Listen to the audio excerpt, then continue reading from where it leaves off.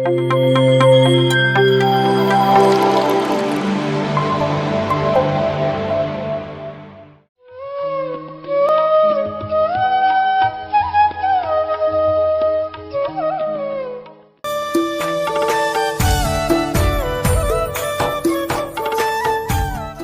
ರಿಸರ್ಚಲ್ಲಿ ಏನು ಗೊತ್ತಾಗಿದೆ ಅಂದರೆ, ಮನುಷ್ಯನಿಗೆ 95% ಬರುವ ಕಾಯಿಲೆಗಳೆಲ್ಲ ನಮ್ಮ ಮನಸ್ಸಿನಿಂದಲೇ ಅಂತ ಗೊತ್ತಾಗಿದೆ. 95% ಎಲ್ಲ ಡಿಸೀಸಸ್ಸು, ಕಾಯಿಲೆಗಳು ಯಾಕೆ ಬರ್ತಿದೆ ಅಂದರೆ ಮನಸ್ಸಿನಿಂದಲೇ. ಯಾಕಂದರೆ ನಾವು ಯಾವ ಥರ ಆಲೋಚನೆ ಮಾಡಬೇಕು ಗೊತ್ತಿಲ್ಲ, ಯಾರಿಂದ ಏನು ಬಯಸಬೇಕು ಗೊತ್ತಿಲ್ಲ, ಎಷ್ಟು ಬಯಸಬೇಕು ಗೊತ್ತಿಲ್ಲ. ನಾವು ಬಯಸಿದ್ದು ನಮಗೆ ಬಂದಿಲ್ಲ ಅಂದರೆ ದುಃಖ, ನಾವು ಹೇಳಿದ ಮಾತು ಇನ್ನೊಬ್ಬರು ಕೇಳಿಲ್ಲ ಅಂದರೆ ದುಃಖ. ಈ ಥರ ಎಷ್ಟೋ ಒಂದು ಡಿಸ್ಟರ್ಬೆನ್ಸಸ್ ಎಲ್ಲ ನಾವು ಎಲ್ಲ ನಮ್ಮ ಮೈಂಡಲ್ಲಿ ಹೋಗ್ಬಿಟ್ಟು ನಮಗೆ ಜೀವನದಲ್ಲಿ ಆನಂದ ಅನ್ನೋದಿಲ್ಲ. ಯಾವಾಗ ಆನಂದ ಅನ್ನೋದು ಇರಲ್ವೋ ಮನುಷ್ಯನಿಗೆ, ಸಹಜವಾಗಿಯೇ ಆರೋಗ್ಯ ಅನ್ನೋದು ಹೋಗ್ಬಿಡುತ್ತೆ. ಯಾಕಂದರೆ ಮನಸ್ಸಿನ ಒಂದು ರಿಫ್ಲೆಕ್ಷನ್ನೇ ನಮ್ಮ ಬಾಡಿ. ಯಾವಾಗ ಮನಸ್ಸು ಚೆನ್ನಾಗಿತ್ತು ಅಂದರೆ ಆರೋಗ್ಯ ತನ್ನಷ್ಟು ತಾನೇ ಬಂದ್ಬಿಡುತ್ತೆ. ಸೊ ಅಂತಹ ಮನಸ್ಸಿನ ಮೇಲೆ ಪ್ರಭಾವ ಬೀಳುವಂತಹ ಒಂದು ಗ್ರೇಟ್ ಟೆಕ್ನಿಕ್ ಏನು ಅಂದರೆ ಈ ಧ್ಯಾನ. ಸೊ ಈ ಧ್ಯಾನವನ್ನು ಬಹಳಷ್ಟು ಜನ ಮಾಡ್ತಾರೆ, ಓಂ ಅಂತ ಉಚ್ಚಾರಣೆ ಮಾಡ್ತಾರೆ. ಕೆಲವರು ಕಣ್ಣು ಮುಚ್ಕೊಂಡು ಏನಾದರೂ ಒಂದು ಪಾಯಿಂಟನ್ನು ಇಲ್ಲಿ ಇಟ್ಕೊಂಡು ಅವರು ನೋಡ್ತಾ ಇರ್ತಾರೆ. ಇನ್ನು ಕೆಲವರು ಈ ಥರ ಮಾಡ್ತಾ ಇರ್ತಾರೆ. ಇವೆಲ್ಲ ಕರೆಕ್ಟ್, ತಪ್ಪಂತಲ್ಲ. ಬಟ್ ಬೆಸ್ಟ್ ಮೆಡಿಟೇಷನ್ ಟೆಕ್ನಿಕ್ ನಾವು ಹೆಂಗೆ ಮಾಡಬೇಕು ಅಂದರೆ, ನೀವು ಚೇರಲ್ಲಿ ಕೂತಿದ್ದೀರಲ್ಲ ಅದೇ ಥರ ಕೂಡಬಹುದು, ಅಥವಾ ನಿಮ್ಗಾದರೆ ಕೆಳಗಡೆ ಕೂಡ್ಬೋದು. ಚೇರಲ್ಲಿ ಕೂತ್ಕೊಂಡಾಗ ನಾವು ಸ್ಟ್ರೇಟ್ ಕೂಡಬೇಕಾ ಸರ್ ಅನ್ನೋದು ಏನು ನಿಯಮ ಏನೂ ಇಲ್ಲ. ಯಾಕೆಂದರೆ ನಾವು ಮೈಂಡ್ ಮೇಲೆ ಫೋಕಸ್ ಮಾಡ್ತಾ ಇದ್ದೀವಿ. ನೀವು ಮೈಂಡ್ ಮೇಲೆ ಫೋಕಸ್ ಮಾಡಬೇಕು ಅಂದರೆ ಫಸ್ಟು ಶರೀರ ಚೆನ್ನಾಗಿ ನೋಡ್ಕೋಬೇಕು. ನೀವು ಶರೀರವನ್ನು ಸ್ಟ್ರೈಟಾಗಿ ಇಟ್ಬಿಟ್ರೆ ನಿಮ್ಮ ಫೋಕಸ್ ಎಲ್ಲ ಬಾಡಿ ಮೇಲೆ ಇರುತ್ತೆ. ನಿಮ್ಗೆ ಅಲ್ಲಿ ಇಲ್ಲಿ ಪೇಯ್ನ್ಸ್ ಬರ್ತಾ ಇರುತ್ತೆ, ನಿಮ್ಮ ಕಾನ್ಸಂಟ್ರೇಷನ್ ನೋವಿನ ಮೇಲೆ ಇರುತ್ತೆ. ನೀವು ಶರೀರವನ್ನು ದಾಟಿ ಮನಸ್ಸು ಸ್ಥಿತಿಗೆ ಹೋಗಲಿಕ್ಕೆ ಸಾಧ್ಯ ಇಲ್ಲ. ಸೊ ಅದಕ್ಕೆ ಪತಂಜಲಿ ಮಹರ್ಷಿ ಏನು ಹೇಳಿದ್ದಾರೆ ಅಂದರೆ, ಸ್ಥಿರ ಸುಖ ಆಸನಂ ಅಂತ ಹೇಳಿದ್ದಾರೆ. ನಿಮ್ಮ ಯಾವ ಆಸನ ಸ್ಥಿರತೆಯನ್ನು ಕೊಡುತ್ತೋ, ನಿಮಗೆ ಯಾವ ಒಂದು ಆಸನ ಸುಖವನ್ನು ಕೊಡುತ್ತೋ ಅಂಥ ಆಸನ ತಗೋಬೇಕು. ನೀವು ಸ್ಟ್ರೇಟಾಗಿ ಕೂಡಬೇಕು ಅನ್ನೋ ನಿಯಮ ಏನೂ ಇಲ್ಲ ಮೇಡಮ್. ಯೋಗಾಸನಗಳಲ್ಲಿ ಕೆಲವು ಸ್ಟ್ರೇಟ್ ಅದು ಮಾಡಬಹುದು, ಬಟ್ ಧ್ಯಾನಕ್ಕೆ ಸ್ಟ್ರೇಟಾಗಿ ಕೂಡಬೇಕು ಅನ್ನೋ ಒಂದು ನಿಯಮ ಎಲ್ಲೂ ಇಲ್ಲ. ಇದು ಸ್ವತಃ ಗೌತಮ ಬುದ್ಧರು ಮಾಡಿ ಕಂಡುಕೊಂಡಿರುವಂತಹ ವಿಚಾರ, ಅವರೇ ಹೇಳಿರೋ ಪಾಯಿಂಟ್ ಇದು. ಸೊ ಅದನ್ನು ನಾನು ನಿಮಗೆ ತಿಳಿಸ್ತಾ ಇದ್ದೀನಿ ಅಷ್ಟೇ. ಸೊ ಆರಾಮಾಗಿ ಕೂತ್ಕೊಂಡು ಎರಡು ಕಾಲು ಈ ಥರ ಜೋಡಿಸ್ಕೋಬೇಕು ನೀವು ಅಷ್ಟೇ, ಒಂದ್ರ ಮೇಲೆ ಒಂದು ಕ್ರಾಸ್ ಮಾಡ್ಕೋಬೇಕಷ್ಟೆ. ಸೊ ಈ ಒಂದು ಧ್ಯಾನಕ್ಕೆ ನಾವು ಫಸ್ಟು ಕನ್ನಡಕ ಇದ್ದರೆ ತೆಗಿಬೇಕು. ಯಾಕೆ ನಾವು ತೆಗಿಬೇಕು ಅಂದರೆ, ಧ್ಯಾನಕ್ಕೆ ನಾವು ಕೂತ್ಕೊಂಡಾಗ ಕೆಲವು ಸಲ ಏನಾಗುತ್ತೆ ಅಂದರೆ, ಭಾಳ ಡೀಪಾಗಿ ಹೋದಾಗ ಆಲೋಚನೆಗಳೆಲ್ಲ ಕಟ್ಟಾದಾಗ ನಮ್ಮ ತಲೆ ಈ ಥರ ಬೆಂಡ್ ಆಗಿಬಿಡುತ್ತೆ. ಸೊ ಬೆಂಡ್ ಆದಾಗ ಕನ್ನಡಕ ಬೀಳೋ ಚಾನ್ಸಸ್ ಇರುತ್ತೆ. ಸೊ ಹಂಗಾಗಿ ತೆಗೆದು ಸೈಡ್ಗಿಡೋದು ಬಹಳ ಒಳ್ಳೆಯದು. ಸೊ ನೀವು ಆರಾಮಾಗಿ ಸ್ಥಿರವಾಗಿ ಈ ಥರ ಚೇರಲ್ಲಿ ಕೂತ್ಕೊಂಡಿದ್ದೀರಲ್ಲ, ಹಿಂಗೆ ತೋರಿಸ್ತೀನಿ ನನಗೆ. ಚೇರಲ್ಲಿ ಕೂತ್ಕೊಂಡಾಗ ಎರಡು ಕಾಲು ಈ ಥರ ಕ್ರಾಸ್ ಮಾಡಿಕೊಂಡು ಎರಡು ಕೈ ಈ ಥರ ಇಟ್ಕೋಬೇಕು ಆರಾಮಾಗಿ, ಅಂದರೆ ತೊಡೆ ಮೇಲೆ ಇಟ್ಕೋಬೇಕು ಈ ಥರ. ಸೊ ಈ ಥರ ಇಟ್ಕೊಂಡು ನಾನು ಅಬ್ಸರ್ವ್ ಮಾಡಿ, ಈ ಥರ ಕೇವಲ ಉಸಿರನ್ನು ಗಮನಿಸ್ತಾ ಕೂಡಬೇಕು. ನೀವು ಉಸಿರು ತಗೋಬೇಕಾದ್ರೆ ಜಾಸ್ತಿ ಉಸಿರು ತಗೊಳ್ಳೋದು, ಸ್ವಲ್ಪ ಉಸಿರು ಬಿಡೋದು, ಉಸಿರನ್ನ ಬಿಗಿ ಹಿಡಿಯೋದು, ಇಂಥವೆಲ್ಲ ಏನೇನು ಮಾಡಬಾರ್ದು. ಸಹಜವಾಗಿ ನಡೆಯುತ್ತಿರುವಂತಹ ಉಸಿರನ್ನು ಮಾತ್ರ ಗಮನಿಸ್ತಾ ಬೇಕು. ಉಸಿರು ಜಾಸ್ತಿ ತಗೊಳ್ಳೋದು, ಸ್ವಲ್ಪ ಬಿಡೋದು ಏನೇನು ಬೇಡ. ಸಹಜ ಒಂದು ಉಸಿರು, ಓಕೆನಾ? ಸೊ ನೀವು ಕಣ್ಣು ಮುಚ್ಕೊಂಡು ಉಸಿರನ್ನ ಗಮನಿಸಬೇಕಾದ್ರೆ ಬಹಳಷ್ಟು ಒಂದು ಆಲೋಚನೆಗಳು ಬರುತ್ತೆ. ಮನೆ ಬಗ್ಗೆ, ಮಕ್ಕಳ ಬಗ್ಗೆ, ಮೊಮ್ಮಕ್ಕಳ ಬಗ್ಗೆ, ಫ್ಯಾಮಿಲಿ ಬಗ್ಗೆ ಎಲ್ಲ ಒಂದು ಆಲೋಚನೆಗಳೆಲ್ಲ ನಿಮಗೆ ಮೈಂಡಲ್ಲಿ ಬರುತ್ತೆ. ಪ್ರತಿಯೊಂದು ಆಲೋಚನೆಯನ್ನು ಕಟ್ ಮಾಡಬೇಕು. ಮತ್ತೆ ಮತ್ತೆ ಮತ್ತೆ ನೀವು ಉಸಿರನ್ನ ಗಮನಿಸಬೇಕು. ಸೊ ಎಷ್ಟು ನೀವು ಉಸಿರನ್ನ ಗಮನಿಸ್ತಾ ಬರ್ತಿರೋ ನಿಮ್ಮ ಮೈಂಡ್ ಬರ್ತಾ ಬರ್ತಾ ಬರ್ತಾ ಬರ್ತಾ ಖಾಲಿ ಆಗುತ್ತೆ. ಅನಾವಶ್ಯಕವಾದ ಆಲೋಚನೆಗಳೆಲ್ಲ ಕಡಿಮೆ ಆಗ್ತಾ ಹೋಗುತ್ತೆ. ಓಕೆನಾ? ಸೊ ಈ ಧ್ಯಾನ ಮಾಡೋಣ. ಧ್ಯಾನ ಮಾಡಿದ ಮೇಲೆ ಧ್ಯಾನದಲ್ಲಿ ನಿಮ್ಗೆ ಏನೆಲ್ಲ ಆಗುತ್ತೆ, ಈ ಧ್ಯಾನದಿಂದ ಏನೆಲ್ಲ ಲಾಭಗಳು ಬರುತ್ತೆ ನಮಗೆಲ್ಲ ಒಂದೊಂದು ತಿಳ್ಕೊತಾ ಹೋಗೋಣ. ಸೊ ಇವತ್ತು ಜಸ್ಟ್ ಒಂದು ಆ್ಯಕ್ಚುಲಿ ಈ ಧ್ಯಾನ ಎಷ್ಟೊತ್ತು ಮಾಡಬೇಕು ನಾವು ಅಂದರೆ, ಕನಿಷ್ಠ ಪಕ್ಷ ಅಂದರೆ ನಮ್ಮ ವಯಸ್ಸು ಎಷ್ಟಿದೋ ಅಷ್ಟು ನಿಮಿಷ. ಮಕ್ಕಳಿಗೊಂದು 10 ವರ್ಷದ ಮಕ್ಕಳಂದರೆ 10 ನಿಮಿಷ ಮಾಡಬೇಕು. 20 ವರ್ಷದ ಮಕ್ಕಳು ಅಂದರೆ 20 ನಿಮಿಷ ಮಾಡಬೇಕು. 50 ವರ್ಷದವರು 50 ನಿಮಿಷ ಮಾಡಬೇಕು. ಸೊ ನಿಮ್ಗೆ ಅಷ್ಟೊತ್ತು ಆಗಲ್ಲ ಅಂದರೆ ನಾವು ಅಟ್ಲೀಸ್ಟ್ ಇವತ್ತೊಂದು ಅರ್ಧ ಗಂಟೆ ಮಾಡೋಣ. ಅಟ್ಲೀಸ್ಟ್ ಒಂದು ಅರ್ಧ ಗಂಟೆ ಪ್ರಾಕ್ಟೀಸ್ ಮಾಡೋಣ. ಸೊ ಮಧ್ಯದಲ್ಲಿ ಯಾವುದೇ ಒಂದು ಆಲೋಚನೆಗಳು ಬಂದ್ರೇನು ನಿಮಗೆ ಕಣ್ಣು ತೆಗಿಬಾರ್ದು. ಸೊ ನಾನು ಮಾತಾಡ್ತಾ ಇರ್ತೀನಿ ಮಧ್ಯದಲ್ಲಿ, ನೀವು ಕಣ್ಣು ಮುಚ್ಕೊಂಡು ನಿಮ್ಮ ಉಸಿರನ್ನು ಗಮನಿಸ್ತಾ ಕೂಡಿ. ಮೊಬೈಲ್ಗಳಿದ್ದರೆ ನೀವು ಸೈಲೆಂಟಲ್ಲಿ ಹಾಕ್ಬಿಡಿ ಅಥವಾ ಸ್ವಿಚ್ ಆಫ್ ಮಾಡಿ. ಓಕೆ, ಎಲ್ಲರೂ ಒಂದು 30 ಮಿನಿಟ್ಸ್ ಮೆಡಿಟೇಷನ್ ಮಾಡ್ತಾ ಹೋಗೋಣ. ಎಲ್ಲರೂ ಆರಾಮಾಗಿ ಕೂತ್ಕೊಳ್ಳಿ, ಎರಡೂ ಕೈಗಳನ್ನು ಜೋಡಿಸಿ ಈ ಥರ. ಸೊ ಯಾಕೆ ನಾನು ಫಸ್ಟ್ ಆಫ್ ಆಲ್ ಇದು ರೀಸನ್ ಹೇಳ್ತೀನಿ ನಿಮಗೆ, ಆಮೇಲೆ ಸ್ಟಾರ್ಟ್ ಮಾಡಿ. ಯಾಕೆ ನಾವು ಇದೇ ಥರ ಜೋಡಿಸ್ಕೋಬೇಕು ಕೈ, ಈ ಥರ ನಾವು ಯಾಕೆ ಹಿಡ್ಕೋಬಾರ್ದು ಅಂತ ಕೇಳಿದರೆ, ನೀವು ಧ್ಯಾನ ಮಾಡಿದಾಗ ಉಸಿರನ್ನು ಯಾವಾಗ ನೀವು ಗಮನಿಸ್ತೀರೋ, ಉಸಿರನ್ನು ಗಮನಿಸ್ತಾ ಗಮನಿಸ್ತಾ ಗಮನಿಸ್ತಾ ಏನಾಗುತ್ತೆ ಅಂದರೆ ನಮ್ಮ ಮನಸ್ಸು ಖಾಲಿ ಆಗ್ತಾ ಬರುತ್ತೆ. ಅಂದರೆ ಆಲೋಚನೆಗಳು ಕಡಿಮೆ ಆಗ್ತಾ ಕಡಿಮೆ ಆಗ್ತಾ ಕಡಿಮೆ ಆಗ್ತಾ ಬರುತ್ತೆ. ನಿಮ್ಗೆ ಒಂದೇ ದಿನಕ್ಕೆ ಗೊತ್ತಾಗಲ್ಲ ಆಲೋಚನೆಗಳು ಕಡಿಮೆ ಆಗಿದೆಯಾ ಇಲ್ಲ ಅಂತ, ಒಂದೇ ದಿನ ಗೊತ್ತಾಗಲ್ಲ, ಅಥವಾ 1-2-3 ದಿನ ಅಥವಾ ಒಂದು ವಾರಕ್ಕೂ ಗೊತ್ತಾಗಲ್ಲ ಕೆಲವರಿಗೆ. ಬಟ್ ಆದರೂ ಆಲೋಚನೆಗಳು ಕಡಿಮೆ ಆಗ್ತಾನೆ ಇರುತ್ತೆ ನೀವು ಯಾವಾಗ ಉಸಿರನ್ನ ಗಮನಿಸ್ತಾ ಇರ್ತೀರೋ. ಆ ಗಮನಿಸ್ತಾ ಗಮನಿಸ್ತಾ ಗಮನಿಸ್ತಾ ಇದ್ದಾಗ ನಿಮ್ಮ ಮನಸ್ಸು ಯಾವಾಗ ಶೂನ್ಯ ಆಗ್ಬಿಡುತ್ತೋ, ಮನಸ್ಸು ಯಾವಾಗ ಖಾಲಿ ಆಗುತ್ತೋ, ಈ ಬ್ರಹ್ಮರಂಧ್ರದ ಮೂಲಕ ಶಕ್ತಿ ಅನ್ನೋದು ಬರ್ತಾ ಇರುತ್ತೆ. ಅದನ್ನು ಪ್ರಾಣಶಕ್ತಿ ಅಂತ ಕರೀತಾರೆ, ವಿಶ್ವಶಕ್ತಿ ಅಂತ ಕರೀತಾರೆ, ಬಯೋಕಾಸ್ಮಿಕ್ ಎನರ್ಜಿ ಅಂತ ಕರೀತಾರೆ. ಆ ಒಂದು ಶಕ್ತಿ ಈ ಬ್ರಹ್ಮರಂಧ್ರದ ಮೂಲಕ ನಮ್ಮ ಎಲ್ಲ ನಾಡಿ ಮಂಡಲಕ್ಕೆಲ್ಲ ಸಪ್ಲೈ ಆಗ್ತಾ ಇರುತ್ತೆ. ಅದು ಪ್ರತಿಯೊಂದು ನರ್ವ್ಗೂ ಹೋಗ್ತಾ ಇರುತ್ತೆ, ಪ್ರತಿಯೊಂದು ಸೆಲ್ಗೂ ಆ ಎನರ್ಜಿ ಸಪ್ಲೈ ಆಗ್ತಾ ಇರುತ್ತೆ. ಸೊ ಆ ಸಪ್ಲೈ ಆಗಿ ಎನರ್ಜಿ ಎಲ್ಲ ಸರ್ಕ್ಯುಲೇಟ್ ಆಗ್ತಾ ಇರುತ್ತೆ, ಬಾಡಿಯಲ್ಲೆಲ್ಲ ಸರ್ಕ್ಯುಲೇಟ್ ಆಗ್ತಾ ಇರುತ್ತೆ. ನೀವು ಈ ಥರ ಕ್ರಾಸ್ ಮಾಡಿಕೊಂಡಾಗ ಎರಡು ಕಾಲು, ಆ ಬಂದಿರೋ ಒಂದು ಶಕ್ತಿ ಈ ಕಾಲಿಂದ ನೆಕ್ಸ್ಟ್ ಮತ್ತೆ ಈ ಕಾಲ ಹಂಗೆ ಬರ್ತಾ ಇರುತ್ತೆ. ಅಥವಾ ಈ ಕಾಲಿಗೆ ಏನಾದರೂ ಶಕ್ತಿ ಹೋದರೆ ಕ್ರಾಸ್ ಆಗಿರೋದ್ರಿಂದ ಅಲ್ಲಿ ಕ್ಲೋಸ್ಡ್ ಸರ್ಕ್ಯೂಟ್ ಇರೋದ್ರಿಂದ ಇದೇ ಥರ ಮತ್ತೆ ಇನ್ನೊಂದು ಕಾಲಿಗೆ ಬರುತ್ತೆ. ಸೊ ನೀವು ಈ ಥರ ಹಿಡ್ಕೊಂಡ್ರೆ ಈ ಬಂದಿರೋ ಒಂದು ಶಕ್ತಿ ಈ ಒಂದು ಬೆರಳುಗಳಿಂದ ಹೊರಗಡೆ ಹೋಗುತ್ತೆ, ಯಾಕಂದರೆ ಇಲ್ಲಿ ಕಾಂಟ್ಯಾಕ್ಟ್ ಇಲ್ಲ ನಿಮಗೆ. ಓಕೆ, ಇದು ಕರೆಕ್ಟೇ, ತಪ್ಪಂತಿಲ್ಲ. ಸೊ ಇಲ್ಲಿ ಬಂದಿರೋ ಒಂದು ಶಕ್ತಿ ಈ ಒಂದು ಫಿಂಗರಿಂದ ಮಾತ್ರ ಮತ್ತೆ ನಿಮಗೆ ರೊಟೇಟ್ ಆಗಿ ನಿಮ್ಮ ಬಾಡಿಯಲ್ಲಿ ಹೋಗ್ತಾ ಇರುತ್ತೆ. ಬಟ್ ಈ ಫಿಂಗರ್ಸಿಂದ ಎನರ್ಜಿ ನಿಮಗೆ ವೇಸ್ಟ್ ಆಗ್ತಾ ಇರುತ್ತೆ. ಅದಕ್ಕೆ ಪ್ರತಿಯೊಂದು ಸೆಲ್, ಪ್ರತಿಯೊಂದು ಎನರ್ಜಿನೂ ನಮಗೆ ಇಷ್ಟು ಎನರ್ಜಿ ವೇಸ್ಟ್ ಆಗಬಾರ್ದು ಅಂದರೆ ಇದು ಅತ್ಯುತ್ತಮವಾದಂತಹ ಒಂದು ಪಾಶ್ಚರ್. ಅದಕ್ಕೆ ಈ ಥರ ಇಟ್ಕೋಬೇಕು ನಾವು. ಓಕೆನಾ ಮೇಡಮ್? ಸೊ ಈ ಥರ ಇಟ್ಕೊಂಡು ನಿಮ್ಮ ಕಣ್ಣೆರಡು ಮುಚ್ಚಿ ಉಸಿರನ್ನು ಗಮನಿಸ್ತಾ ಕೊಡಿ. ಒಂದು ಅರ್ಧ ಗಂಟೆ ನಾವು ಮಾಡೋಣ.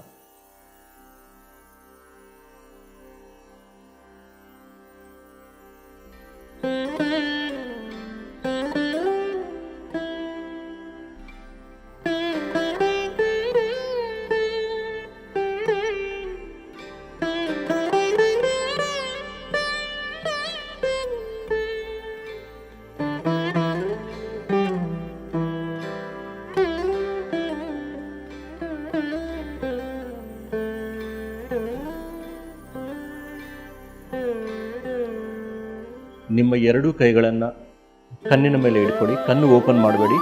ನಿಮ್ಮ ಎರಡೂ ಕೈಗಳನ್ನು ಕಣ್ಣಿನ ಮೇಲೆ ಇಟ್ಕೊಳ್ಳಿ. Slowly place your hands on your eyes. ಕಣ್ಣಿನ ಮೇಲೆ ಇಟ್ಕೊಳ್ಳಿ ನಿಮ್ಮ ಎರಡೂ ಕೈಗಳನ್ನು. Just for 5 seconds. 5, 4, 3, 2.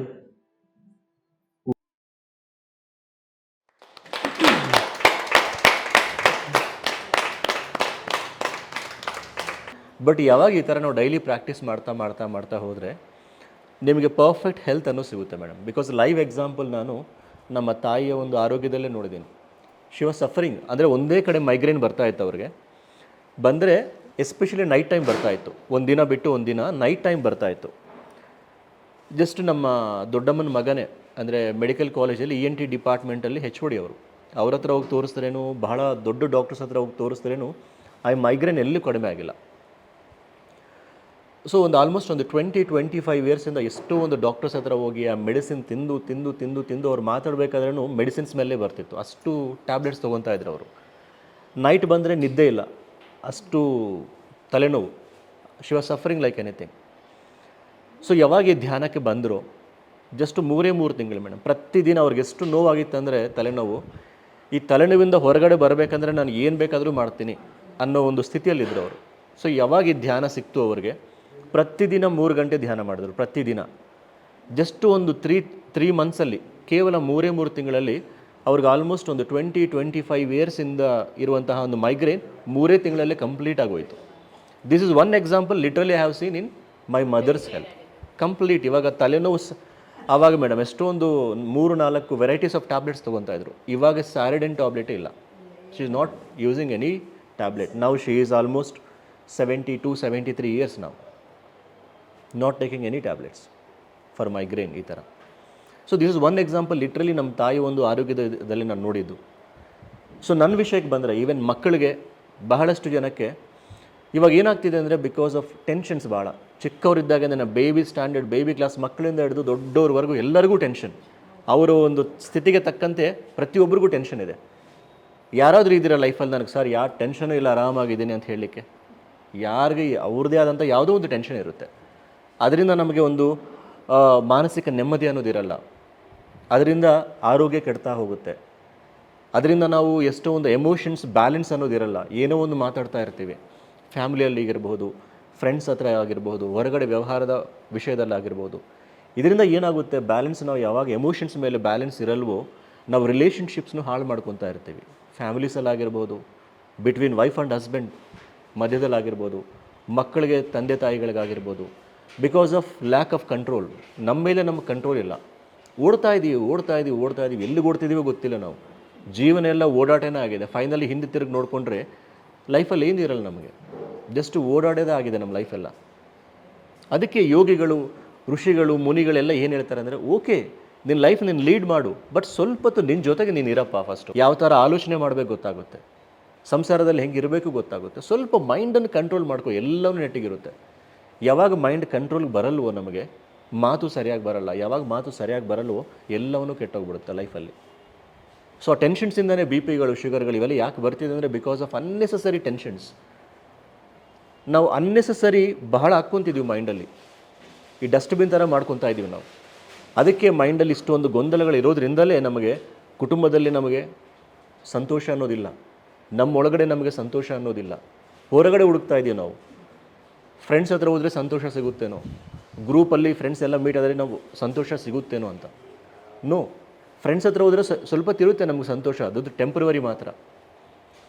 ಪ್ರತಿಯೊಂದು ಸ್ಥಿತಿಯಲ್ಲಿ ಸಂತೋಷವಾಗಿರಬೇಕು, ಆರೋಗ್ಯವಾಗಿರಬೇಕು ಅಂದರೆ ನಮ್ಮ ಬಗ್ಗೆ ನಾವು ತಿಳ್ಕೋಬೇಕು. ಅದನ್ನೇ ಯೋಗಿಗಳು, ಋಷಿಗಳು, ಮುನಿಗಳು ಇವಾಗ ನಮಗೆ ದುಡ್ಡಲ್ಲೇ, ಇವಾಗ ನೋಡಿ ಎಲ್ಲರಿಗೂ ದುಡ್ಡು ಬೇಕು, ದುಡ್ಡಲ್ಲೇ ಜೀವನ, ಅದರಲ್ಲೇ ನಮ್ಗೆ ಸಂತೋಷ ಇದೆ, ಅದರಲ್ಲೇ ನಮ್ಗೆ ಆನಂದ ಇದೆ. ದುಡ್ಡು ಹಿಂದ್ಗಡೆ ಎಲ್ಲರೂ ಹೋಗ್ತಾ ಇದ್ದಾರೆ. ಅದರಲ್ಲೇ ಆನಂದ ಇದ್ದರೆ ಎಲ್ಲರೂ ದುಡ್ಡಿರೋರೆಲ್ಲ ಆನಂದರಾಗಿ ಇರಬೇಕಾಗಿತ್ತು, ಹೌದಾ ಇಲ್ಲ?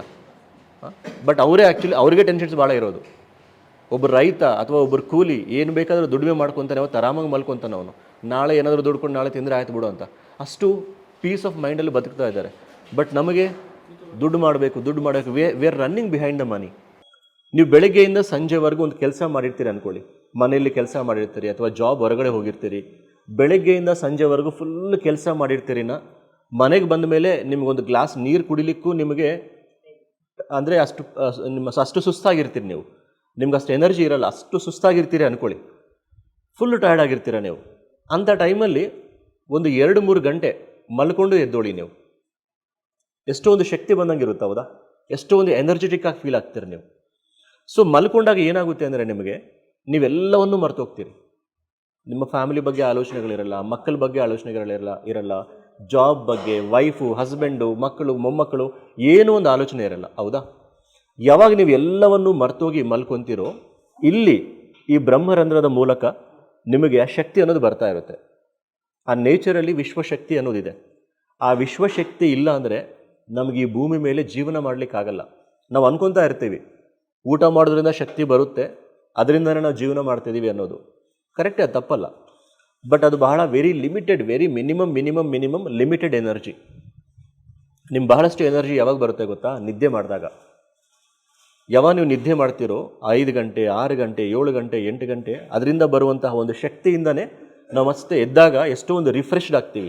ಫುಲ್ ಶಕ್ತಿ ಬಂದಿದೆ ನನಗೆ, ಫುಲ್ ಕೆಲಸ ಮಾಡ್ಕೊತೀನಿ ಅನ್ನೋ ಒಂದು ಫೀಲ್ ಬರುತ್ತೆ ನಿಮಗೆ.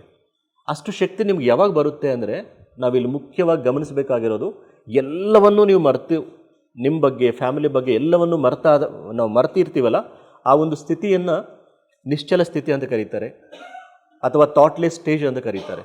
ಆ ಒಂದು ನಿಶ್ಚಲ ಸ್ಥಿತಿ ಇದ್ದಾಗ, ಥಾಟ್ಲೆಸ್ ಸ್ಟೇಜಲ್ಲಿದ್ದಾಗ, ಅಥವಾ ಆಲೋಚನಾ ರಹಿತ ಸ್ಥಿತಿ ಅಂತ ಕರೀತಾರೆ. ಅಂತಹ ಒಂದು ಸ್ಥಿತಿಯಲ್ಲಿ ನೀವು 5 ಗಂಟೆ, 6 ಗಂಟೆ ಅಥವಾ ಗಂಟೆ, 2 ಗಂಟೆ ನೀವು ಎಷ್ಟೊತ್ತು ಮಲ್ಕೊತೀರಾ ಅಷ್ಟೊತ್ತು ಆ ಶಕ್ತಿ ನಿಮ್ಮೊಳಗಡೆ ಬರ್ತಾನೇ ಇರುತ್ತೆ.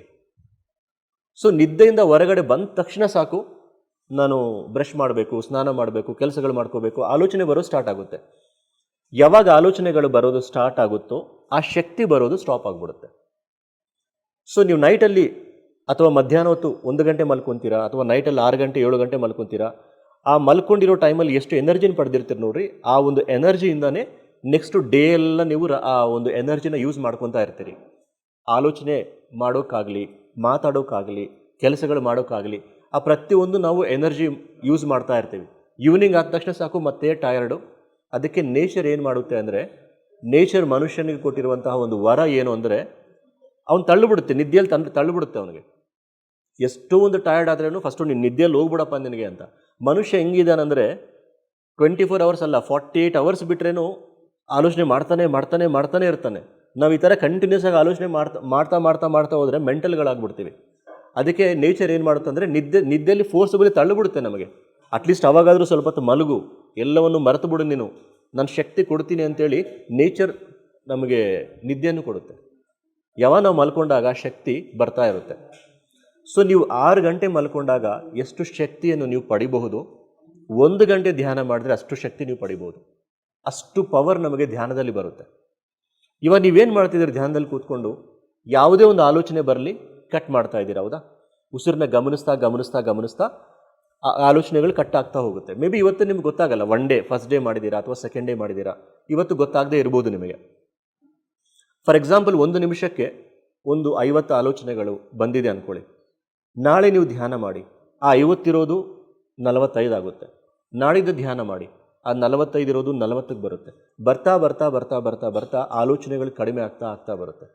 ಎಷ್ಟು ನೀವು ಆಲೋಚನೆಗಳು ಕಡಿಮೆ ಮಾಡ್ಕೊತಾ ಹೋಗ್ತೀರೋ ಅಷ್ಟು ಒಂದು ಶಕ್ತಿ ನಿಮ್ಮ ಬಾಡಿಯಲ್ಲಿ ಬರ್ತಾ ಹೋಗುತ್ತೆ.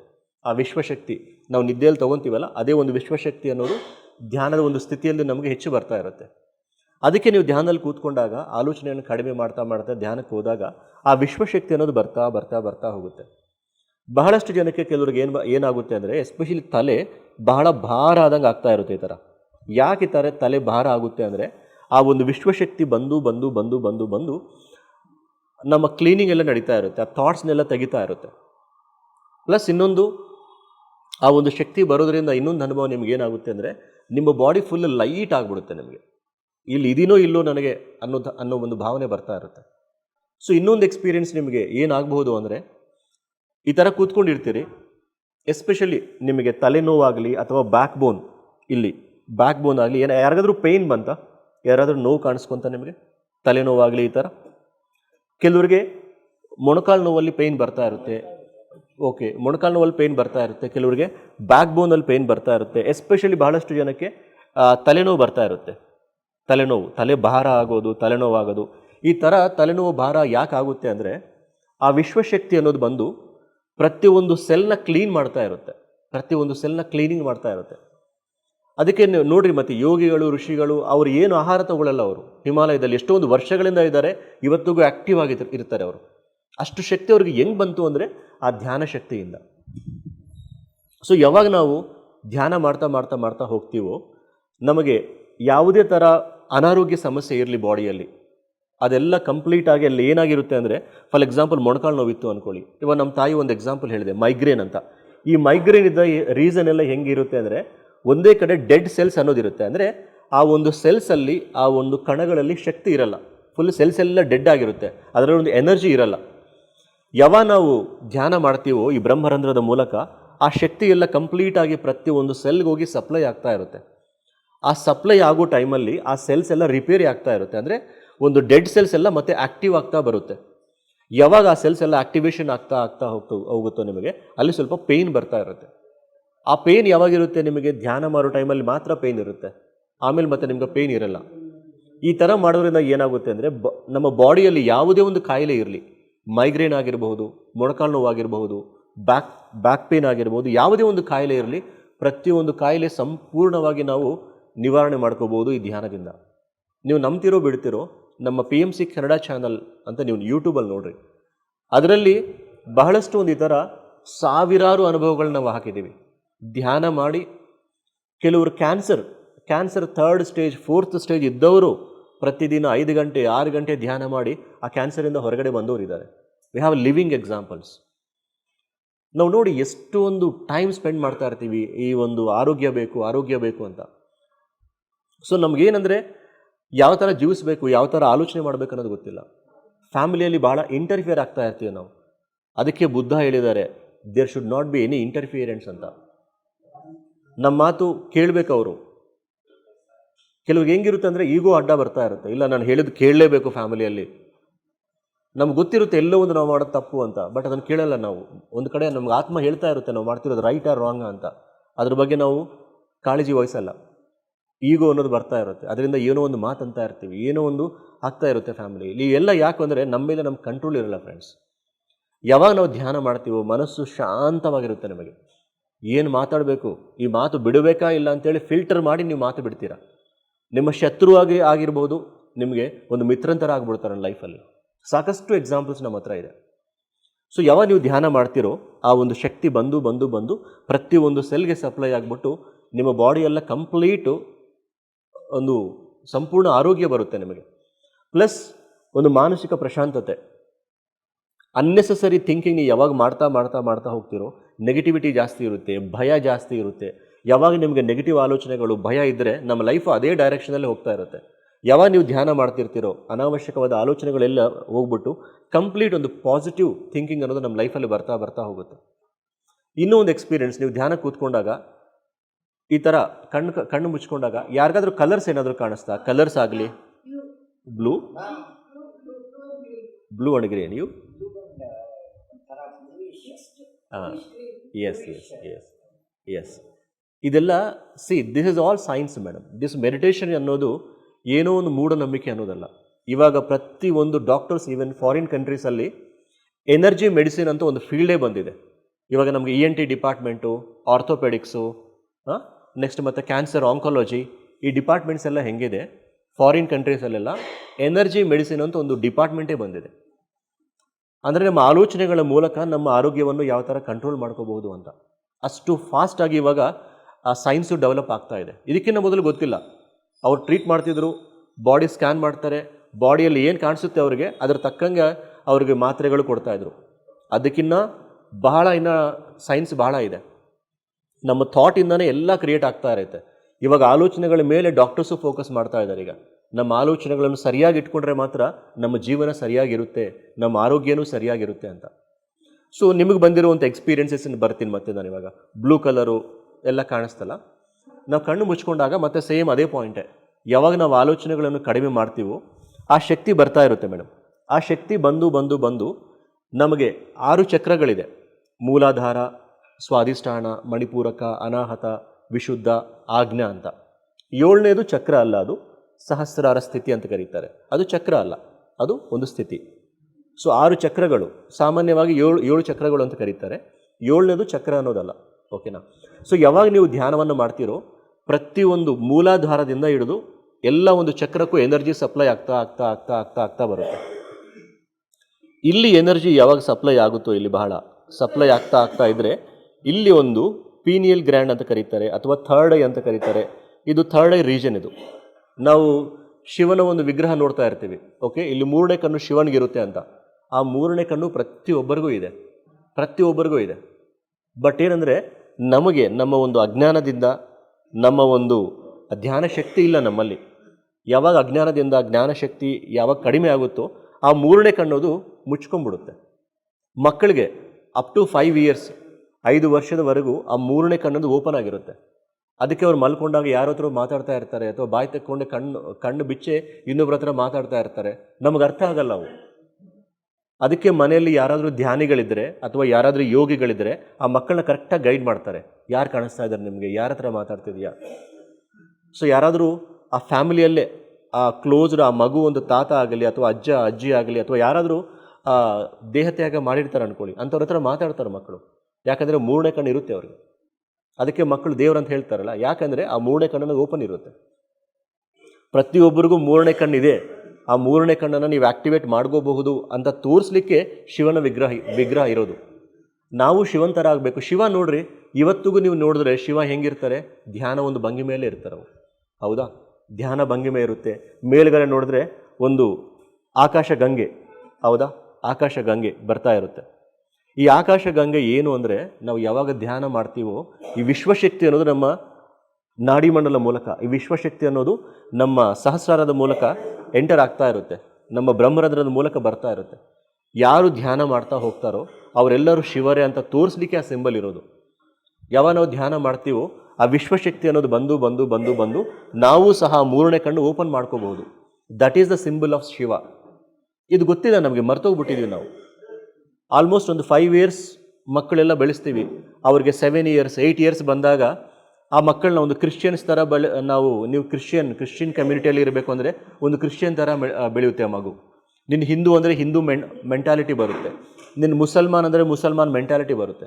ಬರ್ತಾ ಬರ್ತಾ ಬರ್ತಾ ಅವ್ರು ಕೆಟ್ಟವರು, ಇವರು ಒಳ್ಳೆಯವರು, ಅದು ಕೆಟ್ಟದು, ಅದು ಇದು ಅಂತೇಳಿ ಈ ಒಂದು ಸಂಘದ ಒಂದು ಪ್ರಭಾವದಿಂದ ಇವಾಗ ಸರಿಯಾದ ಒಂದು ಜ್ಞಾನ ಪೇರೆಂಟ್ಸ್ಗೆ ಇಲ್ಲ. ಬಹಳಷ್ಟು ನಾವೇನು ಅನ್ಕೊತೀವಿ, ಚೆನ್ನಾಗಿ ಓದ್ಕೋಬೇಕು, ಒಂದು ಜಾಬ್ ಮಾಡಬೇಕು, ಮದುವೆ, ಮಕ್ಕಳು, ಇಷ್ಟರ ಮಟ್ಟಿಗೆ ಥಿಂಕ್ ಮಾಡ್ತಿದ್ದೀವಿ. ಬಿಯಾಂಡ್ ದಟ್ ಇನ್ನೂ ಎಷ್ಟೋ ಇದೆ. ಬಹಳ ಮಕ್ಕಳೇನ ಇವಾಗ ಹೆಂಗಾಗಿದೆ ಅಂದರೆ ಮಾರ್ಕ್ಸು ಮಾರ್ಕ್ಸು ಮಾರ್ಕ್ಸು ಮಾರ್ಕ್ಸು. ಅವನ ಹತ್ರ ದುಡ್ಡು ಇದ್ರೇ ಒಂದು ಒಳ್ಳೆ ಲೈಫ್, ಅವ್ನು ಸರಿಯಾಗಿದ್ದ. ಅವ್ನು ದುಡ್ಡಿಲ್ಲ ಅಂದರೆ ಅವನು ಇನ್ನೇನು ಕೆಲಸಕ್ಕೆ ಬರಲ್ಲ. ಆ ಥರ ಮೈಂಡ್ಸೆಟ್ ನಮಗಿದೆ. ನಮ್ಮ ಹತ್ರ ಯಾವಾಗ ಜ್ಞಾನ ಇಲ್ಲನೋ ಮಕ್ಕಳಿಗೆ ಜ್ಞಾನ ಕೊಡ್ಲಿಕ್ಕೆ ಹೆಂಗೆ ಸಾಧ್ಯ? ಸೊ ನಮ್ಮ ಹತ್ರ ಇರೋದೇ ಲಿಮಿಟೆಡ್ ನಾಲೆಡ್ಜು. ಮಕ್ಕಳು ನಮಗಿಂತ ಇನ್ನ ಕಡಿಮೆ ಒಂದು ಮಟ್ಟದಲ್ಲಿ ಅವ್ರ ಜೀವನ ಅನ್ನೋದು ತಯಾರಾಗ್ಬಿಡುತ್ತೆ. ಸೊ ಅದಕ್ಕೆ ನಮಗೆ ಸರಿಯಾದ ಒಂದು ಜ್ಞಾನ ಇದ್ದರೆ ಮಕ್ಕಳಿಗೂ ನಾವು ಕೊಡ್ಬೋದು. ಸೊ ಯಾವಾಗ ನಾವು ಧ್ಯಾನ ಮಾಡ್ತೀವೋ ಆ ಎನರ್ಜಿ ಬಂದು ಬಂದು ಬಂದು ಬಂದು ಇಲ್ಲಿ ಒಂದು ಆಜ್ಞಾ ಚಕ್ರ ಅಂತ ಕರೀತಾರೆ, ಮೂರನೇ ಕಣ್ಣು, ಥರ್ಡ್ ಐ ರೀಜನ್. ಇಲ್ಲಿ ಆ ಎನರ್ಜಿ ಸಪ್ಲೈ ಆಗ್ತಾ ಆಗ್ತಾ ಆಗ್ತಾ ಹೋಗುತ್ತೆ ಈ ರೀಜನ್ಗೆ. ಯಾವಾಗ ಎನರ್ಜಿ ಇಲ್ಲಿ ಸಪ್ಲೈ ಆಗ್ತಾ ಹೋಗುತ್ತೋ ಅವಾಗ ಕಲರ್ಸ್ ಕಾಣಿಸೋದು ನಿಮಗೆ ಶುರುವಾಗುತ್ತೆ. ಅವ್ರು ಹೇಳಿದ್ರು blue colour, red colour, violet, white, different colours ನಿಮ್ಗೆ ಕಾಣಿಸುತ್ತೆ. ಇದ್ರ ಜೊತೆಗೆ ಇನ್ನೂ ಕೆಲವು ಎಕ್ಸ್ಪೀರಿಯೆನ್ಸ್ ಏನಾಗುತ್ತೆ ಅಂದರೆ, ಕೂತ್ಕೊಂಡಿರ್ತೀವಿ, ನೀವು ಕೂತ್ಕೊಂಡಾಗ ನಿಮಗೆ ನೇಚರ್ ಸೀನ್ಸ್ ಕಾಣಿಸ್ತಾ ಇರುತ್ತೆ. ಗುಡ್ಡ ಆಗಿರ್ಬೋದು, ಪ್ರಕೃತಿ ದೃಶ್ಯ ಆಗಿರ್ಬೋದು, ಒಂದು ನದಿಗಳಾಗಿರ್ಬೋದು, ಬೆಟ್ಟ ಆಗಿರ್ಬೋದು. ಈ ಥರ ಯಾರಿಗಾದ್ರೂ ಬಂತ ಎಕ್ಸ್ಪೀರಿಯೆನ್ಸ್? ಎನಿಬಡಿ? ನೀವೇನು ನೋಡಿದ್ದೀರಾ? ಓಕೆ, ಸಮುದ್ರ ಈ ಥರ ನೀವು ಇಮ್ಯಾಜಿನ್ ಮಾಡಿಕೊಂಡ್ರೆ ನಿಮಗೆ ಕಾಣಿಸ್ತಾ? ಎಸ್ ನೋಡಿ, ಇದೆಲ್ಲ ಹೆಂಗೆ ಕಾಣಿಸುತ್ತೆ ಅಂದರೆ ನಮಗೆ ಥರ್ಡ್ ಐ ಆಕ್ಟಿವೇಟ್ ಆಗ್ತಾ ಇರುತ್ತೆ ಮೇಡಮ್. ಇವಾಗ ವೀರಬ್ರಹ್ಮೇಂದ್ರ ಸ್ವಾಮಿ ಆಗಿರ್ಬೋದು, ಬಹಳಷ್ಟು ಒಂದು ಸ್ವಾಮೀಜಿಗಳು ಮುಂದೆ ನಡೆಯೋದವರು ಇವಾಗಲೇ ಹೇಳ್ತಾ ಇರ್ತಾರೆ. ಹೆಂಗೆ ಗೊತ್ತಾಗುತ್ತೆ ಅಂದರೆ ಬಿಕಾಸ್ ಆಫ್ ಥರ್ಡ್ ಐ. ಆ ಥರ್ಡ್ ಐ ಮುಖಾಂತರ ಮುಂದೆ ಏನಾಗುತ್ತೋ ನಮ್ಗೆ ಗೊತ್ತಾಗುತ್ತೆ. ನಮ್ಮ ಫ್ಯಾಮಿಲಿಯಲ್ಲಿ ಏನಾದರೂ ಸ್ವಲ್ಪ ಕೆಟ್ಟದೇನಾದರೂ ಆಗ್ತಾ ಇದ್ದರೆ ಮೊದಲೇ ನಮ್ಗೆ ತಿಳಿತಾ ಇರುತ್ತೆ. ಅದು ಭಾಳಷ್ಟು ಜನಕ್ಕೆ ಅನುಭವ ಆಗಿರುತ್ತೆ. ಅದು ಈ ಥರ ಏನೋ ಒಂದು ನಡೀತಾ ಇರುತ್ತೆ, ಒಳಗಡೆ ಹೇಳ್ತಾ ಇರುತ್ತೆ. ಅದು ನಮಗೆ ಅಷ್ಟು ಇದೇನಾಗಲ್ಲ ಬಿಡೋದು ಬಿಡ್ತೀವಿ. ಅದಾದಾಗ ನಮ್ಗೆ ಅನಿಸುತ್ತೆ, ಅರೆ ಕರೆಕ್ಟ್ ಅಲ್ಲ, ನನಗೆ ಅನಿಸಿತ್ತು ಅದು ಹಂಗೆ ಆಯಿತು ಅಂತ. ಇಂಥ ಜಸ್ಟ್ ಒಂದು ಇಂಡಿಕೇಶನ್. ಬಟ್ ನೀವು ಥರ್ಡ್ ಐ ಸ್ವಲ್ಪ ಧ್ಯಾನ ಮಾಡ್ತಾ ಹೋದರೆ ಇನ್ನೂ ಪ್ಯೂರ್ ಆಗಿ ನಿಮ್ಗೆ ಕ್ಲಿಯರಾಗಿ ವಿಷನ್ ಸಮೇತ ಕಾಣಿಸುತ್ತೆ. ಸೊ ಆ ಥರ್ಡ್ ಐಯಿಂದ ನಮ್ಗೆ ಏನಾಗ್ಬೋದು ಅಂದರೆ, ನಮ್ಗೆ ಬಹಳಷ್ಟೊಂದು ಕಷ್ಟಗಳಿರುತ್ತೆ, ನಷ್ಟಗಳಿರುತ್ತೆ ಲೈಫಲ್ಲಿ. ನಮ್ಮ ಲೈಫ್ ಯಾಕೆ ಇಷ್ಟು ದುಃಖದಲ್ಲಿದ್ದೀವಿ ನಾವು ಅಂತ ಥರ್ಡ್ ಐಯಿಂದ ನಾವು ಕಂಡ್ಕೋಬೋದು. ಯಾವ ಲೈಫಲ್ಲಿ ಯಾವ ಪಾಪ ಮಾಡಿದ್ವಿ ನಾವು, ಯಾಕೆ ಇಷ್ಟು ದುಃಖದಲ್ಲಿದ್ದೀವಿ, ಇದರಿಂದ ಹೆಂಗೆ ಹೊರಗಡೆ ಬರಬೇಕು. ನೆಕ್ಸ್ಟ್ ಮತ್ತೆ ನಮ್ಮ ಜನ್ಮಗಳು ನಾವು ನೋಡ್ಕೋಬೋದು ಥರ್ಡ್ ಐಯಿಂದ. ಬರ್ತಾ ಬರ್ತಾ ಬರ್ತಾ ಬರ್ತಾ ನಿಮಗೆ ಇಷ್ಟವಾದ ಒಂದು ಗುರುಗಳು ಕಾಣಿಸ್ತಾರೆ ನಿಮಗೆ ಸಾಯಿಬಾಬಾ ಆಗಿರ್ಬೋದು, ಆಂಜನೇಯ ಸ್ವಾಮಿ ಆಗಿರ್ಬೋದು, ಯಾವುದಾದ್ರೂ ಒಂದು ಶಾರದಾ ದೇವಿ, ಯಾರಾದರೂ ಆಗಿರಲಿ, ಅವರು ಬರೋದು ನಿಮಗೆ ಕಾಣಿಸುತ್ತೆ. Because this is pure science. ಅಂತ ಒಂದು ಅನುಭವಗಳು ನನಗಾಗಿದೆ, ಅದಕ್ಕೆ ನಿಮ್ಗೆ ಹೇಳ್ತಾ ಇದ್ದೀನಿ ನಾನು. ಫಸ್ಟು ನಾನು ನಂಬಿಲ್ಲ, ಕೂತ್ಕೊಂಡ್ರೆ, ಕಣ್ಣು ಮುಚ್ಕೊಂಡು ಕೂತ್ಕೊಂಡ್ರೆ ಆ ದೇವ್ರು ಹೆಂಗೆ ಬರ್ತಾರೆ, ಆ ಗುರುಗಳು ಹೆಂಗೆ ಬರ್ತಾರೆ, ನಂಬಿಲ್ಲ ನಾನು ಫಸ್ಟ್ ಆಫ್ ಆಲ್. ಓಕೆ, ಮನಃಶಾಂತಿ ಬರ್ಬೋದು, ಒಂದು ಕಾನ್ಫಿಡೆನ್ಸ್ ಬರ್ಬೋದು, ಮನಸ್ಸು ನೆಮ್ಮದಿಯಾಗಿರ್ಬೋದು ಅಷ್ಟೇ. ಬಟ್ ಎಲ್ಲ ಯಾರು ಕಾಣಿಸ್ತಾರೆ ಫಸ್ಟು ನಾನು ನಂಬಿಲ್ಲ ಮೇಡಮ್. ಒಂದು 5-6 ವರ್ಷ ನಂತರ ಧ್ಯಾನ ಮಾಡಿ ಮಾಡಿ ಮಾಡಿ ಆವಾಗ ನನಗೆ ಥರ್ಡ್ ಐ ಆಕ್ಟಿವೇಶನ್ ಆದಾಗ ಅದೆಲ್ಲ ನನಗೆ ಗೊತ್ತಾಗಿದೆ, ಆವಾಗ ಅನುಭವಪೂರ್ವಕವಾಗಿ. ಸೊ ಇದೆಲ್ಲ ನಂಬಬೇಕು ಅಂತ ಏನಿಲ್ಲ, ನೀವು ಧ್ಯಾನ ಮಾಡ್ತಾ ಹೋಗಿ ಆ ಅನುಭವಗಳು ತನ್ನಷ್ಟು ತಾನೇ ನಿಮಗೆ ಬರ್ತಾ ಹೋಗುತ್ತೆ. ಯಾವಾಗ ನೀವು ಇನ್ನೂ ಸ್ವಲ್ಪ ಧ್ಯಾನ ಸಾಧನೆ ಜಾಸ್ತಿ ಮಾಡ್ತಾ ಹೋದಾಗ ಆ ಥರ್ಡ್ ಐಯಲ್ಲಿ ಕಲರ್ಸ್ ಕಾಣಿಸೋದು, ನೆಕ್ಸ್ಟ್ ಮತ್ತೆ ಆ ಮಾಸ್ತರ್ಸ್ ಎಲ್ಲ ಕಾಣಿಸೋದು, ಗುರುಗಳು ಕಾಣಿಸೋದು, ಅವ್ರು ಬಂದು ಸಂದೇಶ ಕೊಡ್ತಾರೆ ನಿಮಗೆ. ನೆಕ್ಸ್ಟ್ ಮತ್ತೆ ಏನು ಮಾಡಬೇಕು, ಜೀವನದಲ್ಲಿ ಯಾವ ಥರ ಇರಬೇಕು, ಸತ್ಯ ಅಂದರೆ ಏನು, ಜ್ಞಾನ ಅಂದರೆ ಏನು, ನನ್ನ ಜೀವನ ಯಾಕಿದೆ ಅನ್ನೋದು ನೀವು ಕ್ವಶನ್ ಕೇಳಿದ್ರೇನು ಇದಕ್ಕೋಸ್ಕರ ಬಂದಿದೆಯಾ ಅಂತ ನಿಮ್ಗೆ ಕ್ಲಿಯರಾಗಿ ಹೇಳ್ತಾರೆ ಅವರು. ಆ ಮಟ್ಟಕ್ಕೆ ಜ್ಞಾನ ಅನ್ನೋದು ನಾವು ತಗೋಬಹುದು ಈ ಧ್ಯಾನದಿಂದ. ಸೊ ಈ ಥರ ಸಾಕಷ್ಟು ಒಂದು ಲಕ್ಷಾಂತರ ಅನುಭವಗಳಿದೆ ನಿಮಗೆ, ಒಂದು ಅಥವಾ ಎರಡು ಅಲ್ಲ, ಬಹಳಷ್ಟು ಒಂದು ಅನುಭವಗಳು. ನೀವು ಇನ್ನೊಂದು ಅನುಭವ ಏನಂದರೆ, ಈ ಥರ ಕೂತ್ಕೊಂಡಿರ್ತೀರಿ ನೀವು, ಎಲ್ಲೋ ಒಂದು ಮೇಲೆ ನೀವು ಹಾರಾಡ್ದಂಗೆ ಇರುತ್ತೆ, ಒಂದು ಹಕ್ಕಿ ಥರ ಹಾರಾಡ್ದಂಗೆ ಇರುತ್ತೆ. Okay, you will feel like a flying bird ಥರ. ಈ ಥರ ಅನುಭವ ಯಾರಿಗಾದ್ರೂ ಆಯ್ತಾ? ಎಕ್ಸಾಕ್ಟ್ಲಿ ಬಹಳಷ್ಟು ಜನ ಈ ಥರ ಧ್ಯಾನ ಮಾಡ್ತಿರ್ತೀರಿ ನೀವು. ನಾನು ಹೇಳಿದೆ ನಿಮಗೆ, ನಿಮ್ಮ 2 ಕೈ ತೊಗೊಂಡು ಕಣ್ಣಿನ ಮೇಲೆ ಇಟ್ಕೊಳ್ಳಿ ಅಂತ. ಭಾಳಷ್ಟು ಜನಕ್ಕೆ ಮೇ ಬಿ ಇಲ್ಲಿ ಕೈ ಅಂಟುಕೊಂಡಿದ್ದೇನೋ ಇಲ್ಲೋ ಅನ್ನೋ ಭಾವನೆ ಬಂದಿರ್ಬೋದು, ಅಥವಾ ಕೆಲವರಿಗೆ ಕೈ ಅಂಟುಕೊಂಡ್ರೇನೋ ಬಿಡಿಸ್ಲಿಕ್ಕೆ ಸ್ವಲ್ಪ ಟಫ್ ಆಗ್ಬೋದು. ಈ ಥರ ಇದೆಲ್ಲ ಯಾಕಾಗುತ್ತೆ ಅಂದರೆ ಮೇಡಮ್, ನೀವು ಕಣ್ಣು ಅಂದರೆ ಧ್ಯಾನ ಮಾಡಿದಾಗ ನಾನು ನೋಡ್ತಾ ಇದ್ದೆ, ಭಾಳ ಡೀಪಾಗಿ ಮಾಡ್ತಾ ಇದ್ದಾರೆ. ನೀವು ಧ್ಯಾನ ಮಾಡಿದಾಗ ಬಹಳಷ್ಟು ಒಂದು ಎನರ್ಜಿ ಬಂದು ಈ ಥರ ನೀವು ಇಟ್ಕೊಂಡಾಗ ಈ ಒಂದು ಫಿಂಗರ್ಸಲ್ಲಿ ಅಕ್ಯುಮುಲೇಟ್ ಆಗಿರುತ್ತೆ, ಇಲ್ಲಿ ಎನರ್ಜಿ ಸ್ಟೋರ್ ಆಗಿರುತ್ತೆ, ಭಾಳ ಎನರ್ಜಿ. ಅದರಿಂದ ನೀವೇನು ಮಾಡ್ತೀರಿ ಅಂದರೆ ಫಸ್ಟ್ ಬಿಡಿಸ್ಕೋಬೇಕಂದ್ರೂ ಭಾರ ಅನಿಸುತ್ತೆ, ತೆಗಿಬೇಕಂದ್ರೂ ಸ್ವಲ್ಪ ಟೈಟಾಗಿ ಅನಿಸುತ್ತೆ. ಈ ಶಕ್ತಿ ಭಾಳ ಇರೋದ್ರಿಂದನೇ ನಾವು ಏನು ಮಾಡ್ತೀವಿ ಅಂದರೆ ಕಣ್ಣು ಹಂಗೆ ಮುಚ್ಚಬೇಕು, ನಾವು ತೆಗಿಬಾರ್ದು. ಅದಕ್ಕೆ ಎರಡೂ ಕೈ ತೆಗೆದುಬಿಟ್ಟು, ಭಾಳ ಶಕ್ತಿ ಇರುತ್ತೆ, ಅದಕ್ಕೆ ನಾವು ಕಣ್ಣು ತೆಗಿಲಾರದೆ ಎರಡೂ ಕೈ ತೊಗೊಂಡು ಹಿಂಗೆ ಇಟ್ಕೋಬೇಕು. ನಾವು ಒಂದು 5 ಸೆಕೆಂಡ್ಸ್ ಇಟ್ಕೊಂಡಾಗ ಈ ಶಕ್ತಿಯಲ್ಲಿ ಈ ಕಂಪ್ಲೀಟು ಈ ಬೆರಳಲ್ಲಿರುವಂತಹ ಶಕ್ತಿ ಎಲ್ಲ ನಮ್ಮ ಮತ್ತೆ ಕಣ್ಣಿನ ಮೂಲಕ ನಮ್ಮ ಹೊರಗಡೆ ಮತ್ತೆ ಒಳಗಡೆ ಹೋಗ್ಬಿಡುತ್ತೆ. ಅದಕ್ಕೆ ಒಂದು 5 ಸೆಕೆಂಡ್ಸ್ ಈ ಥರ ಇಟ್ಕೊಂಡು ನಾವು ಕಣ್ಣು ಓಪನ್ ಮಾಡಬೇಕು. 80% 80% ಶಕ್ತಿ ನಮ್ಮ ಕಣ್ಣಿನ ಮೂಲಕನೇ ವೇಸ್ಟ್ ಆಗ್ತಾ ಇರುತ್ತೆ. ನಾವು ಮೂವೀಸ್ ಎಲ್ಲ ನೋಡಿರ್ತೀವಿ, ನಾವು ಋಷಿಗಳು ತಪಸ್ಸು ಮಾಡ್ತಾ ಇರ್ತಾರೆ, ಯಾರಾದರೂ ಬಂದು ಕಣ್ಣು ತೆಗೆದ ತಕ್ಷಣ ಭಸ್ಮ ಆಗ್ತಿರ್ತಾರೆ ಅವರು. ಈ ಸಿಂಬಲ್ಸ್ ಎಲ್ಲ ಯಾಕೆ ಬರುತ್ತೆ ಅಂದರೆ ಅಷ್ಟು ಶಕ್ತಿ ನಿಜ ನಮಗಿದೆ.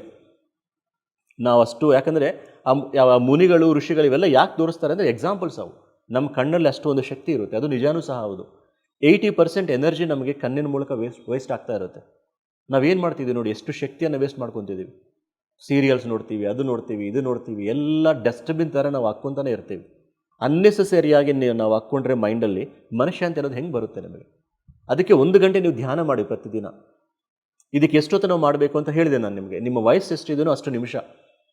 ಎಲ್ಲಿ ಮಾಡಬೇಕು ಧ್ಯಾನ ಅಂದರೆ ಮನೆಯಲ್ಲಿ ಮಾಡಿ, ನಿಮ್ಮ ಬೆಡ್ರೂಮಲ್ಲಿ ಆರಾಮಾಗಿ, ಎಲ್ಲಿ ನಿಮಗೆ ಸೈಲೆಂಟ್ ಇರೋ ಪ್ಲೇಸ್ ಇರುತ್ತೋ ಆ ಸೈಲೆಂಟ್ ಇರೋ ಪ್ಲೇಸಲ್ಲಿ ಕೂತ್ಕೊಂಡು ಮಾಡಿ. ಸ್ನಾನ ಮಾಡಬೇಕಾ, ಬ್ರಷ್ ಮಾಡಬೇಕಾ, ಆ ನಿಯಮಗಳು ಏನೂ ಇಲ್ಲ. ನಿಮಗೆ ಸ್ನಾನ ಮಾಡಿ ಕೂಡ್ಬೇಕನ್ಸಿದ್ರೆ ಕೂತ್ಕೊಳ್ಳಿ, ಇಲ್ಲ ಹಂಗೆ ಬೆಡ್ ಮೇಲೆ ಎದ್ದ ತಕ್ಷಣ ಬೆಡ್ ಮೇಲೆ ಕೂಡ್ತೀರಾ ಹಂಗೆ ಕೂತ್ಕೊಳ್ಳಿ. ಎಷ್ಟೊತ್ತಾದರೂ ಅಷ್ಟೊತ್ತು ಪ್ರತಿದಿನ 2 ಸಲ ಮಾಡಿ. ಇನ್ನೂ ಜಾಸ್ತಿ ನನಗೆ ಟೈಮ್ ಇದೆ ಸರ್ ಅಂತ ಹೇಳಿದರೆ ನೀವು ಎಷ್ಟೊತ್ತು ಮಾಡಿದ್ರೆ ಇನ್ನು ಅಷ್ಟು ಒಳ್ಳೆಯದು. ಅಷ್ಟು ಪ್ರಾಬ್ಲಮ್ಸಿಂದ ನಾವು ಭಾಳ ಬೇಗ ಹೊರಗಡೆ ಬರ್ಬೋದು ಮಾಸ್ಟರ್ಸ್. ಸೊ ಪ್ರತಿದಿನ ನೀವು ಧ್ಯಾನ ಮಾಡಿ. ಅದ್ರ ಜೊತೆಗೆ ಅಟ್ಲೀಸ್ಟ್ 1 ಗಂಟೆ PMC ಚಾನಲ್ ನೋಡಿ. ನೀವು ಮೊಬೈಲಲ್ಲಿ ಅದು ಇದು ಕೇಳ್ಕೊತಾ ಇರ್ತೀರಾ, ಯಾವುದೋ ಒಂದು ಲಲಿತಾ ಸಹಸ್ರನಾಮ ಅದು ಇದೆಲ್ಲ ನೀವು ಕೇಳಿಸ್ಕೊತಾ ಇರ್ತೀರ. ಅದ್ರ ಜೊತೆಗೆ ನಿಮ್ಮ ಯೂಟ್ಯೂಬಲ್ಲಿ PMC ಕನ್ನಡ ಅಂತ ಹೊಡೀರಿ, PMC ಕನ್ನಡ. ಅದರಲ್ಲಿ ಸಾವಿರಾರು ಅನುಭವಗಳನ್ನು ನಾವು ಹಾಕಿದ್ದೀವಿ, ಎಷ್ಟೋ ಒಂದು ಪ್ರವಚನಗಳನ್ನೆಲ್ಲ ಹಾಕಿದ್ದೀವಿ. ಆ ಒಂದು ಅನುಭವಗಳನ್ನು ನೀವು ನೋಡಿ ಧ್ಯಾನದ ಒಂದು ಮಹತ್ವ ನಿಮಗೆ ಗೊತ್ತಾಗುತ್ತೆ. ಸೊ ಒಂದು ಗಂಟೆ PMC ಚಾನಲ್ ನೋಡಿ. ಅಟ್ಲೀಸ್ಟ್ ಒಂದು ಅರ್ಧ ಗಂಟೆ ಅಥವಾ 1 ಗಂಟೆ ಒಳ್ಳೊಳ್ಳೆ ಬುಕ್ಸ್ ಇದೆ, ಬುಕ್ಸನ್ನು ಓದಿ. ನೀವು ಒಂದು ಸಲ ಬೇಕಾದರೆ ನಮ್ಮ ಸ್ಟುಡಿಯೋಗೆ ಬನ್ನಿ, JP ನಗರ್ 7th ಫೇಸಲ್ಲೇ ಬ್ರಿಗೇಡ್ ಮಿಲೇನಿಯಂ ಸಿಗ್ನಲ್, ಅಲ್ಲಿ ಒಂದು ಸ್ಟುಡಿಯೋ ಇದೆ. ಅಲ್ಲೆಲ್ಲ ನಿಮಗೆ ಬುಕ್ಸ್ ಎಲ್ಲ ಸಿಗುತ್ತೆ. ಅಥವಾ ರಾಗಿಗುಡ್ಡ ಇನ್ನೊಂದು ಸೆಂಟರ್ ಇದೆ, ರಾಗಿಗುಡ್ಡ ಅಲ್ಲಿದೆ ಅಲ್ಲ, ಅಲ್ಲೊಂದು ಆಧ್ಯಾತ್ಮಿಕ ಧ್ಯಾನಾಲಯ ಅಂತಿದೆ. ಅಲ್ಲಿ ಒಳ್ಳೊಳ್ಳೆ ಬುಕ್ಸ್ ಇದೆ. ಆ ಬುಕ್ಸ್ ನಿಮಗೆ ಜಾಸ್ತಿ ಇಲ್ಲ, ಒಂದೊಂದು ಬುಕ್ 30 ರೂಪಾಯಿ 40 ರೂಪಾಯಿ ಇಷ್ಟೇ. ಬಟ್ ಅದರಲ್ಲಿ ಎಷ್ಟು ಒಂದು ಜ್ಞಾನ ಇದೆ ಅಂದರೆ ಅಷ್ಟು ಒಂದು ಜ್ಞಾನ ಇದೆ ಮಾಸ್ಟರ್ಸ್. ಯಾಕೆಂದರೆ ನಾನು ಭಾಳಷ್ಟು ಒಂದು ಸಂಸ್ಥೆಗಳನ್ನು ವಿಸಿಟ್ ಮಾಡಿದ್ದೀನಿ, ಬೇರೆ ಬೇರೆ ಗುರುಗಳ ಹತ್ರ ಎಲ್ಲ ಹೋಗಿದ್ದೀವಿ. ಸೊ ಬಹಳ ಈಸಿಯಾಗಿ ಮೋಸ್ಟ್ ಎಫೆಕ್ಟಿವ್ ಆಗಿರೋ ಒಂದು ಧ್ಯಾನ ಪದ್ಧತಿ ಈ ಒಂದು ಆನಾಪಾನಸತಿ ಧ್ಯಾನ ಪದ್ಧತಿ. ಗೌತಮ ಬುದ್ಧನಿಗೆ ನೋಡಿ ಎಲ್ಲ ಇತ್ತು ಅವ್ರಿಗೆ, ಅವ್ರ ರಾಜಕುಮಾರ ಏನು ಬೇಕು ಎಲ್ಲನೂ ಇದೆ. ಬಟ್ ಅವ್ರ ಒಳಗಡೆ ಮನಃಶಾಂತಿ ಇಲ್ಲ. ಅವ್ರಿಗೆ ಏನೋ ಒಂದು ಪಡಿಬೇಕು. ಈ ಮನುಷ್ಯರಿಗೆಲ್ಲ ದುಃಖ ಬರ್ತಿದೆ. ಯಾಕೆ ದುಃಖ ಬರ್ತಿದೆ? ಎಲ್ಲರೂ ಒಂದಿನ ಸತ್ತೋಗ್ಬೇಕು, ಇದೇ ನಾ ಜೀವನ ಅಂದರೆ ದುಃಖ ಅನ್ನೋದು ಯಾಕೆ ಬರ್ತಿದೆ ಅಂತ ಎಲ್ಲವನ್ನು ಬಿಟ್ಟು ಬಂದರು ಅವರು. ಬಿಟ್ಟು ಎಷ್ಟೋ ಯೋಗಿಗಳನ್ನು, ಋಷಿಗಳನ್ನು, ಮುನಿಗಳನ್ನು ಭೇಟಿಯಾಗಿ ಉಪವಾಸ ಇದ್ದರು, ಯೋಗಾಸನಗಳನ್ನೆಲ್ಲ ಹಾಕಿದರು, ಎಷ್ಟೋ ಒಂದು ಪೂಜೆಗಳನ್ನೆಲ್ಲ ಮಾಡಿದ್ರು. ಅವೆಲ್ಲ ಮಾಡಿ ಮಾಡಿ ಮಾಡಿ ಎಲ್ಲ ಮಾಡಿದ್ರೂ ಅವ್ರಿಗಿನ್ನ ಸಂತೋಷ ಅನ್ನೋದು ಸಿಗಲಿಲ್ಲ. ಇನ್ನು ಎಲ್ಲೋ ಒಂದು ಇನ್ಕಂಪ್ಲೀಟ್ನೆಸ್ ಅನ್ನೋದು ಇತ್ತು ಅವ್ರಿಗೆ.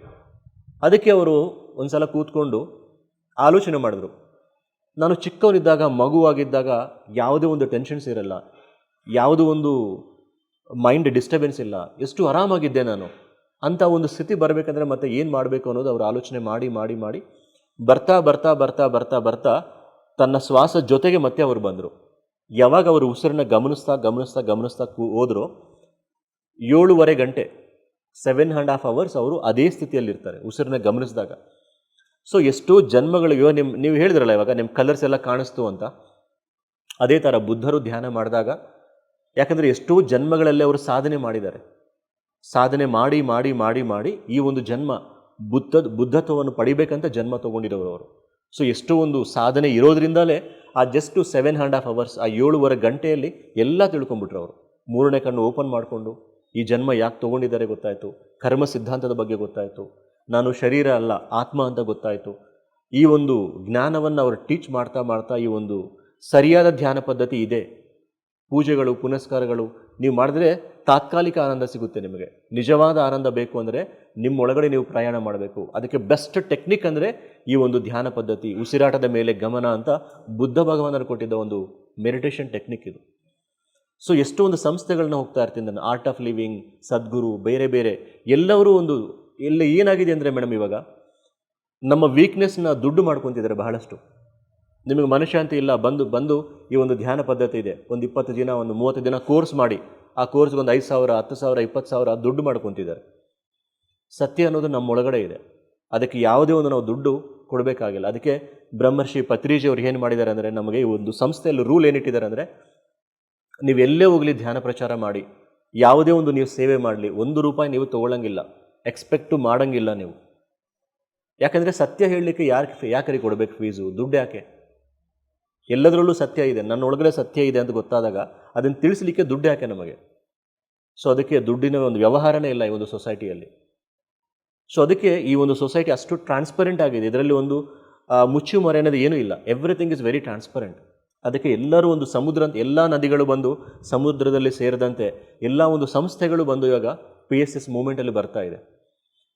ಒಂದು 40 ಡೇಸ್, ಒಂದು 40 ದಿನ ನೀವು ಧ್ಯಾನ ಮಾಡಿ, 40 ಡೇಸ್ ನೀವು ಧ್ಯಾನ ಮಾಡಿ, ಎಷ್ಟು ಡೆವಲಪ್ ಆಗ್ತೀರಾ ನೀವು, ನಿಮ್ಮಷ್ಟು ನೀವೇ ಗೊತ್ತಾಗ್ಬಿಡುತ್ತೆ.